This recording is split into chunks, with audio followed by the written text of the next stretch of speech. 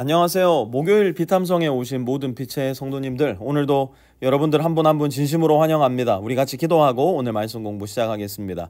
하나님 아버지, 오늘도 주님의 말씀 앞으로 모여 우리의 마음 문을 열고 기대감을 가지고 하나님의 말씀을 듣습니다. 육신의 귀로는 들어도 듣지 못하고 배워도 깨닫지 못하는 우리이오니 우리 안에 계신 성령께서 친히 우리를 가르쳐 주시고 깨우쳐 주셔서 하나님의 말씀과 우리 마음에 빛이 비춰오는 복되고 신비한 경험 우리 모두가 할 수 있게 도와주십시오. 예수님의 이름으로 기도합니다. 아멘. 오늘은 사무엘하 9장 9절에서 12절까지 말씀 우리 함께 공부해 볼 텐데요. 9절과 10절 두 절 말씀 먼저 한번 큰 목소리로 같이 읽어봤으면 좋겠습니다. 같이 한번 읽습니다. 시작. 다윗 왕은 사울의 종 시바를 불러서 일렀다. 사울과 그의 온 집안이 가졌던 모든 것을 내가 이제 너의 상전의 손자인 무비보셋에게 주었다. 그러니 너는 너의 아들들과 종들과 함께 모두 그 땅을 갈고 거두어서 너의 상전의 집안이 먹을 양식을 대도록 하여라. 그러나 너의 상전의 손자인 무비보셋은 언제나 나의 식탁에서 음식을 먹을 것이다. 시바에게는 아들 15과 종 20명이 있었다. 여러분, 어제까지 배웠던 말씀의 내용이 기억나십니까? 다윗은 자기의 원수 사울의 자손을 샅샅이 찾아내어서 자기의 왕좌 앞에 서게 합니다. 보통 사람 같았으면 원수의 자녀를 찾는 이유, 아마 그것은 그들을 찾아 죽이려고 하는 의도였을 텐데요. 다윗은 원수의 자손을 찾아내어서 그들에게 하나님의 헤세드, 하나님의 인애와 긍휼과 은혜를 베풀려 합니다. 그런데 이 헤세드의 사이즈가 어마어마합니다. 전직 왕이었던 사울이 가졌던 이스라엘의 모든 영토, 거기에서 그치는 것이 아니라 그의 온 집안이 가졌던 모든 재산까지 이제 그 자손 무비보셋에게 돌려주라고 합니다. 문제는 무엇일까요? 아무리 많은 땅을 무비보셋에게 돌려주었다 하더라도 이 무비보셋에게는 하나의 문제가 있었어요. 그것은 그가 일을 할 수 없었던 절름발이, 신체 불구자였다는 겁니다. 다윗은 이러한 무비보셋의 상황을 정확히 알고 사울의 집안의 종이었던 시바를 시켜서 그에게 주어진 땅을 갈고 거기에서 나오는 모든 양식, 이 땅에서 나오는 모든 양식을 무비보셋의 가족들에게 주게 합니다. 이 지점이 사실은 저에게는 소름이 돋을 만큼 놀라운 순간이었는데요. 무비보셋의 무력함, 여기에서 저의 모습이 보이더라고요.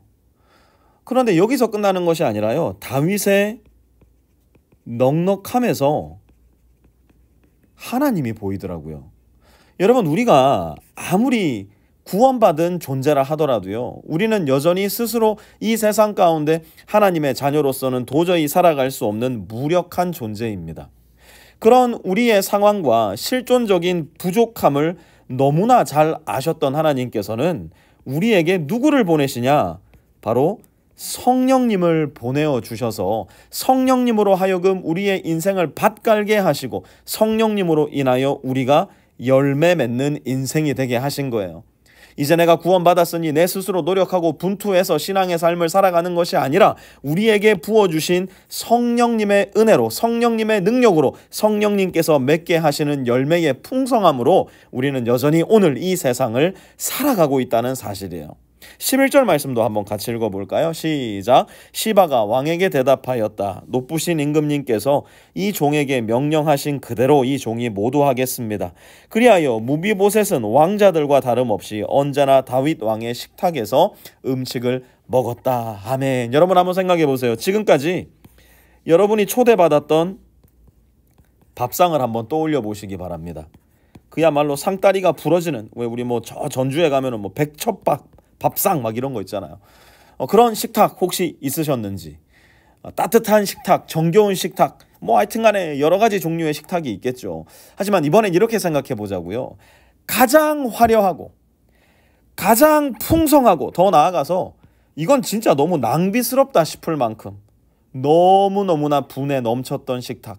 솔직히 이야기하자면 내 신분으로서는, 나의 처지로서는 도저히 낄 수 없었던 그런 식탁, 혹시 그런 데서 식사를 해보신 적 있으십니까? 지금 무비보셋이 바로 그러한 자리에 초대를 받은 겁니다. 첫째로 무비보셋은 다윗 왕의 누구 원수 사울의 손자였다는 이유로 다윗에게 죽음을 당하면 죽임을 당했지 은혜를 받을 수 없는 사람이었어요. 그럼에도 불구하고 다윗은 그에게 은혜를 베풀어 주어서 밥상으로 초대를 해준 겁니다. 더 나아가 그는 절름발이 신세로서 왕궁에는 존재해선 안 되는 사람이었어요. 그 당시 신체 불구인 사람은 하나님께 저주받았다는 오명을 뒤집어 써서 가장 신성하고 가장 고귀한 자리에는 절대 끼어서는 안 되는 존재였다고요. 이 사실을 너무나 잘 알고 있었던 다윗임에도 불구하고 다윗은 그런 거 조금도 거리껴하지 않고 그를 그의 자녀 중 하나로 여겨주고 날마다 이 밥상에 둘러 앉아 다윗과 함께 식사를 하게 합니다. 이것이 바로 하나님의 은혜가 가지고 있는 풍요로움이요 하나님의 사랑이 가지고 있는 선을 넘는 방식의 충격적인 사랑법이에요. 하나님의 은혜는 저와 여러분의 범위에 가두어져 있지가 않아요. 하나님의 은혜는 언제나 우리의 범위를 훌쩍 뛰어넘어 버립니다. 하나님의 사랑은 갈 수 있는 곳까지 여기까지만 가야지 생각하는 게 아니라 가지 않아도 되는 곳까지 가서는 안 되는 곳까지 스며들어 우리에게 다가옵니다. 그것이 바로 우리가 하나님의 자녀가 될 수 있었던 유일한 이유요. 그것이 바로 오늘도 우리가 하나님의 자녀요 왕같은 제사장으로 살아갈 수 있는 유일한 방법인 겁니다. 하나님께서 자격 없는 저와 여러분을 불러 하나님의 자녀로 삼아주셨어요. 하나님께서 실력 없는 저와 여러분에게 보혜사 성령, 돕는 성령을 보내셔서 오늘도 하나님의 자녀답게 이 세상을 살아가게 하시는 겁니다. 우리 이 사실을 잘 기억하여서 하나님의 도우심을 겸손히 구하는 가운데 하나님의 도우심을 기쁨으로 우리 몸과 마음에 간직함으로 주님과 함께 동행하는 오늘을 살아갈 수 있는 우리 모든 빛의 성도님들 되시기를 주님의 이름으로 축원합니다. 하나님 감사합니다. 우리를 구원해 주신 것만 해도 놀라운 은혜요 선을 넘은 사랑일 텐데 거기에서 그치지 않고 하나님은 성령을 우리에게 보내주셔서 시마다 때마다 우리의 마음과 생각을 지도해 주시고 우리의 갈 길을 인도해 주시니 참으로 감사를 드립니다.